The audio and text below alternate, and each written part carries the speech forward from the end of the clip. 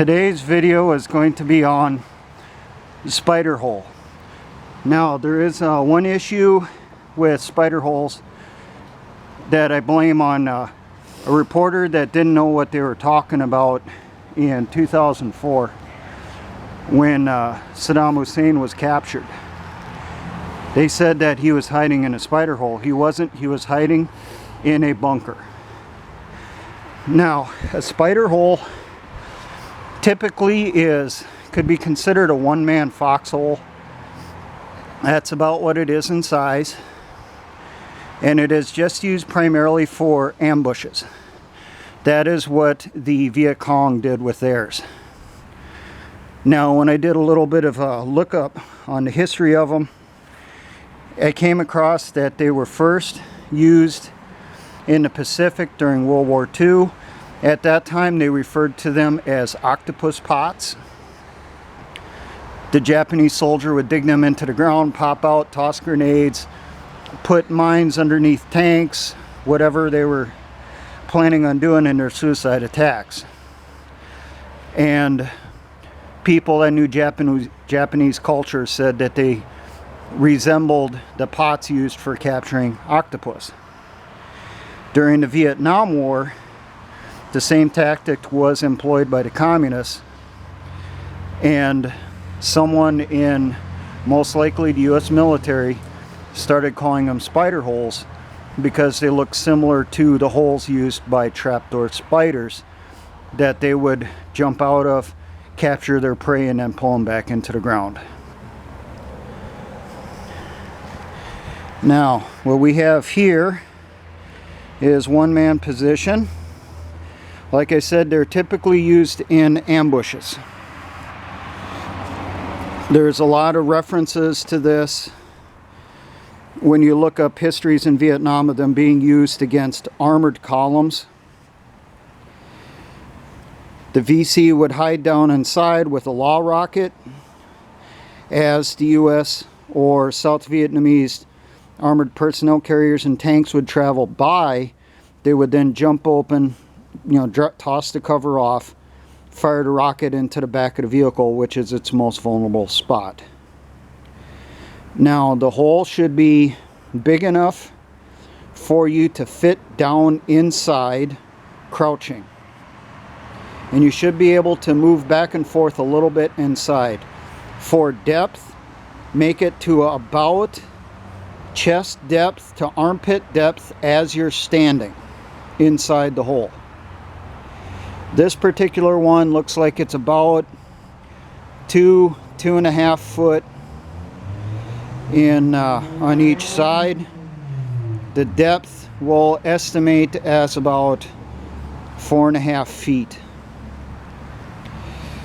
Now, the covers that are made out for it, as you see here, we got 6 sticks, 4 as an outside perimeter, 2 as an inside as a support, tied together with whatever you have. It could be 550 cord, it could be twine. I'm using some old leftover rope that we used in the garden this year, so it's going in the trash because it's too degraded now. I covered it with burlap. You can get burlap at your hardware stores and your gardening stores. Get the bags, slice it so along the 2 of the edges so that you can open it up and then fold it to go over the top of your frame. And then, if you can see here, I used some of the rope that I used to tie this together.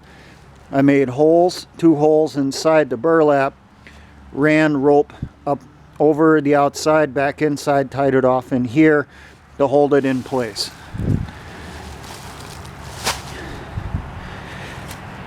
The VC and the NVA, when they did this, they used bamboo for the supports, and they would use woven grass mats instead of burlap.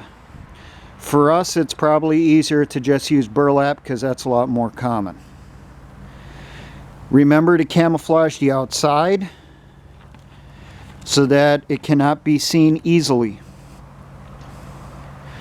Now, one thing with burlap, you can dye it easily using RIT dye, R-I-T. So get some, if there's a particular color that's common in your area, a certain shade of brown, certain shade of green, whatever, maybe you'll want to go through, dye the burlap before you put it in storage for use for this purpose.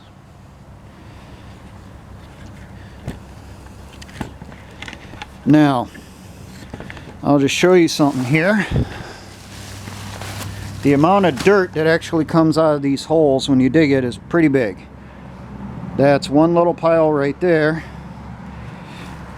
and that's the other pile there. Now, the dirt that comes out of the hole as you dig it, you need to dispose of outside of the area where you're going to do the ambush. In Vietnam, they would dump them into bomb craters or toss them down into ravines, whatever is available. That would probably be the best option for us. Putting the dirt inside buckets or sandbags, transporting it to a nearby ravine or a draw, and dumping it down inside.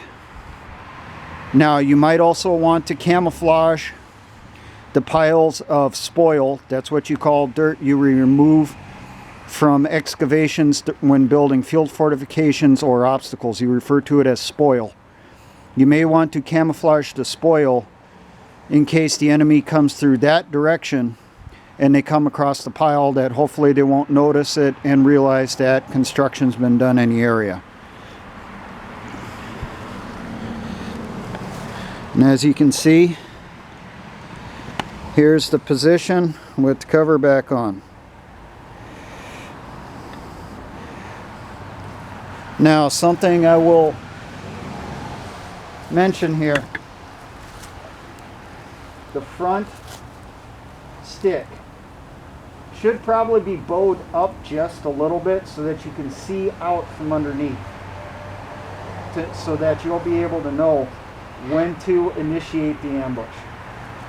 This particular one, I had the one stick here which had a bow in it, and that was my peephole for me to see out. So I could see as the enemy would approach to know when to initiate the ambush. It could also help a little bit if the two cross sticks on the inside are bowed upward a little also, so that you'll be able to move around inside, move your head and stuff so you can get a better look. Construction time on this, I'll say it took me about hour and a half. It's going to depend on the soil, where you're digging at, the amount of roots and all that stuff. And it is going to, you also have to take into account that you have to construct a lid for it. Now, this is going to be a two-person build because you're going to have one person inside the hole, and after you get the lid on, someone's going to have to come through and camouflage it. In the case of mine, I had an assistant who came and covered the lid with leaves and started the camera for me. Now, what you could do when you use this as an ambush tactic, the people that you use to camouflage the positions as the ambushers are inside the holes, those people could be a reserve force or part of a security force. Just something for you to consider. Now, for all my engineer brothers and the Patriot and Militia movement, always remember, essay ons.